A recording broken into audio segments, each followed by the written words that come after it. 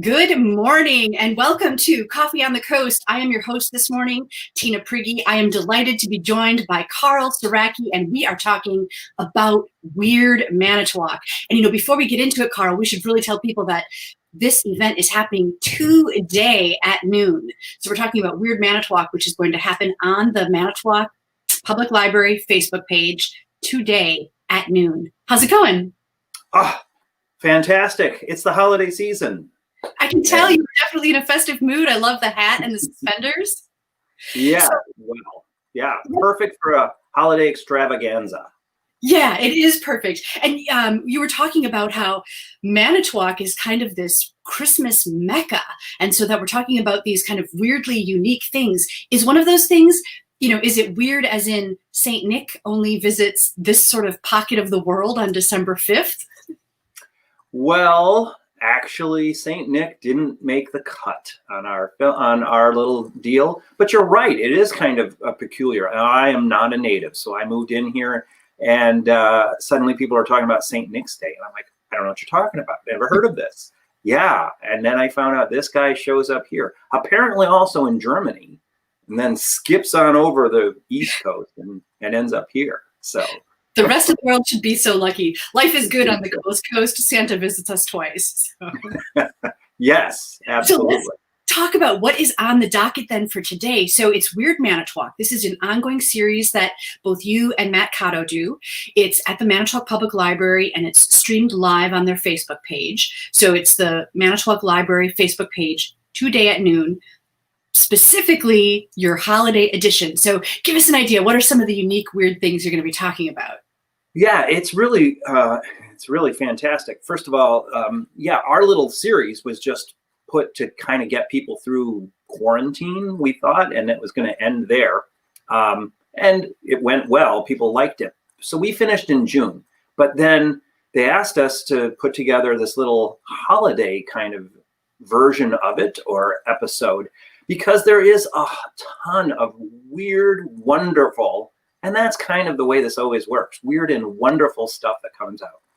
For instance, our first socialist mayor actually was a businessman who created a factory called the National Tinsel Company at the time. And he was a tinkerer. He was a businessman and a tinkerer, and he came up with an idea for how to keep candles on your tree kind of thing. And so he made a factory out of this. And then he also obviously made tinsel.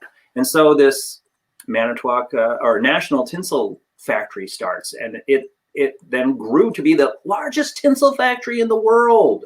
Who'd have thunk Right here in Manitowoc. Okay. Right here in Manitowoc. And as I was saying to you just a little bit earlier, so strange because this place was in business until just a few years ago, closed down the original, the second factory, built in 1918 over on 15th Street. And if you go there now, they're having a going out of business sale because there are all these wreaths and Christmas trees and ribbons and Santas and Nutcrackers all available there. So check that out. But and that's Santa's Best, right? Which you're just referring to. Santa's Best, yes. And correct. So the National Tinsel Factory was in the same location that Santa's Best then occupied? Yes, Henry Stoltz started up the factory, and it was a little dinky thing. And then he sold out right before he left Manitowoc after his term as mayor. And Mr. Protz took it over. And then he built the bigger factory in 1918 that's still there. That's the building that's there. And he named it National Tinsel Manufacturing Company, and then toys too, and blah, blah, blah. But it went on until Santa's Best bought it out, and that's what closed here in town. So question, so the tinsel, is that aluminum based? Is that kind of similar to what the trees were then made out of, the evergreens? Correct, and interesting you say that, for evergreens also in the show. But the tinsel started out as lead. Oh. Not the greatest idea, perhaps, but there was lead, and then there was metal strips of other variety, and then they came up to the aluminum, and it then spun glass. We actually have a guest who comes in to talk about this Dave Salutis, who's the ringmaster at Circus World in Baraboo. He's also a Christmas collector. And we got in touch with him, and he showed us his collection over there at their historical society in Baraboo. And he talked about, and I asked about spun glass, and basically fiberglass was scattered about in the trees. Yes, weird, right? Why would you do this? And they suggest you wear gloves as you decorate with spun glass. No kidding. I promised people this wasn't going to be a horror-related show, but I'm not sure. Well, lead and fiberglass. For the holiday. And so you brought up an interesting point that you have a special guest. Do you want to tell us about some of the other special guests that might be joining you for the show? Sure. We have, everyone who's ever experienced the phenomenon that is Barb Bundy Yost.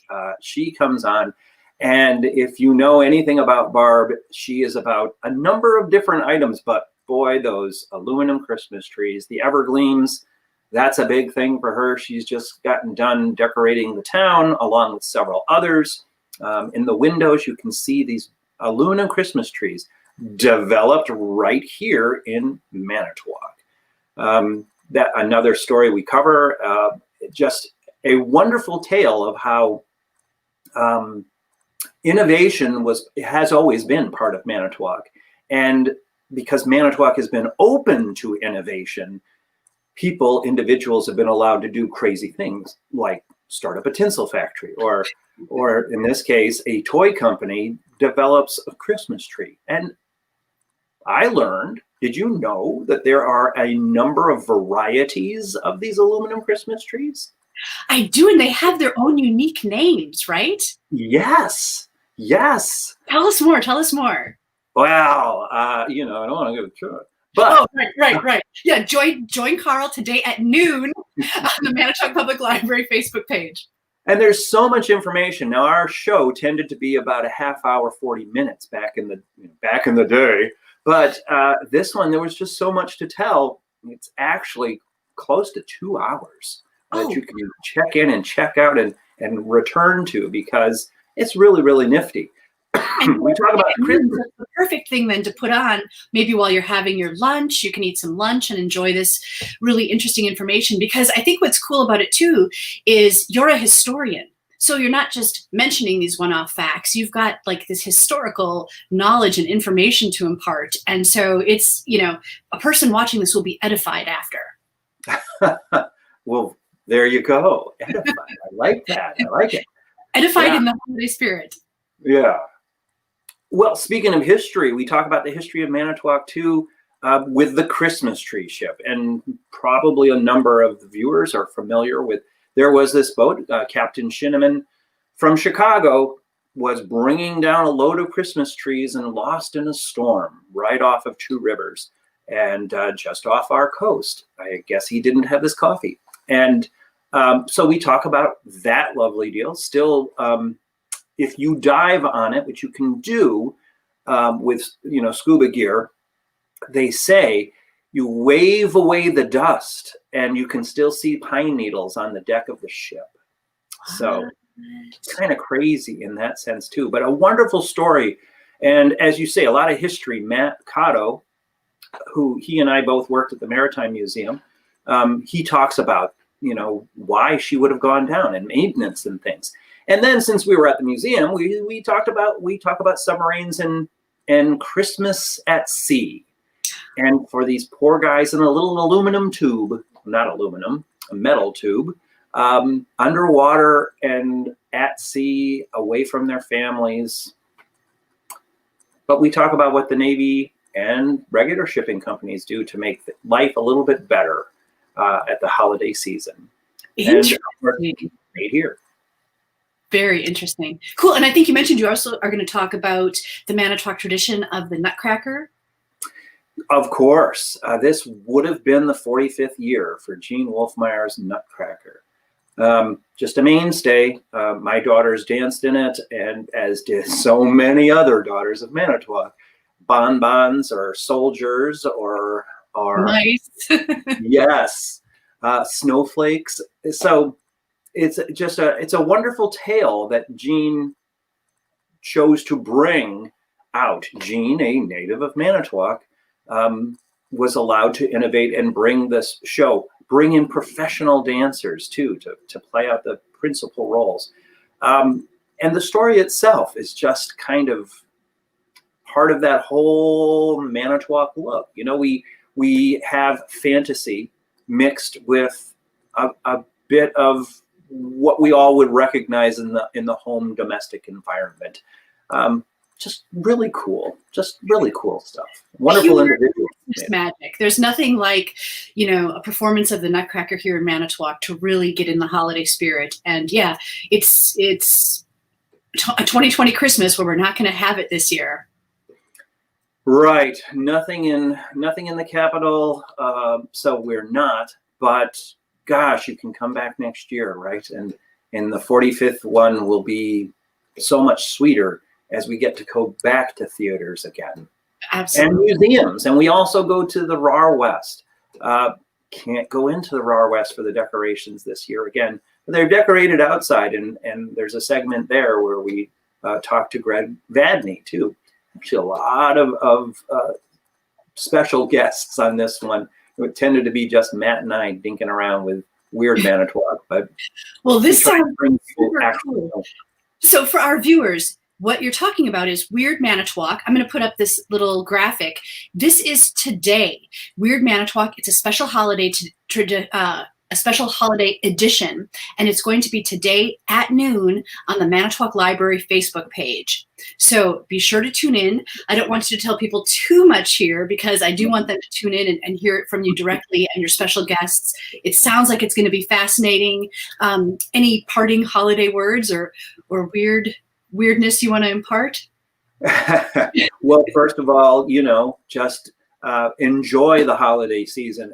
In these times, I think we're just rediscovering our families in a whole different way and rediscovering doing things the old-fashioned way. And maybe this will give you a glimpse of what old-fashioned was. Put up that aluminum Christmas tree that's in your basement. They're really valuable. So enjoy and stay healthy at Manitowoc. Very cool. Right. And celebrate the innovation of this amazing place that we live. For decades, people have been doing the innovative and accomplishing, you know, what others might think is weird makes us great. Absolutely. As Barbundio says, embrace the weird. Yes. Love it. Carl, thank you so much for joining us. Can't wait to watch your show at noon today, and happy holidays.